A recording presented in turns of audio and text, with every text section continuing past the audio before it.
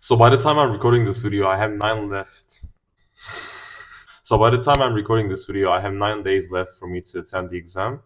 That is B1 level listening, hearing, and speaking exams. By the way, only 8% of you who watch my videos are actually subscribed. So if you can hit that subscribe button, it would mean the world to me. So let's get into the video. I'll show you the examples of the writing exercises I made. And as you guys can see, my writing is not there yet, is not at that level. I'm still trying to understand the grammar structures. My understanding of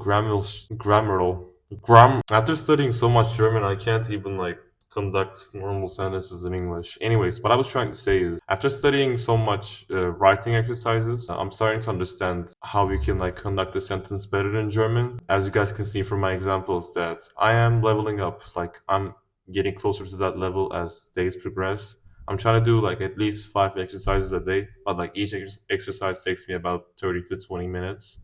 And like in the actual exam, it's gonna take 20 minutes to 25 minutes. So I have to be like faster. I have to be faster at writing those things because they usually take me about 30 minutes.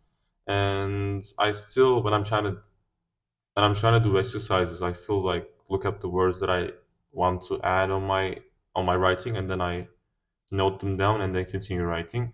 So that in and of itself takes time as well. And I want to get to that level so I don't need to look up words anymore in my writing. And that has to be quick because I have 9 days left as I'm making this video. Fuck, the realization is just hitting me. If I can guess what the words mean in the exam, then I'm most likely going to pass the exam.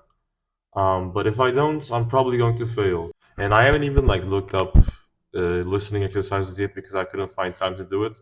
Yesterday, I went to a dentist to get my teeth checked, and that took a lot of time. That took like 5 hours because I had to like get an X-ray taken as well.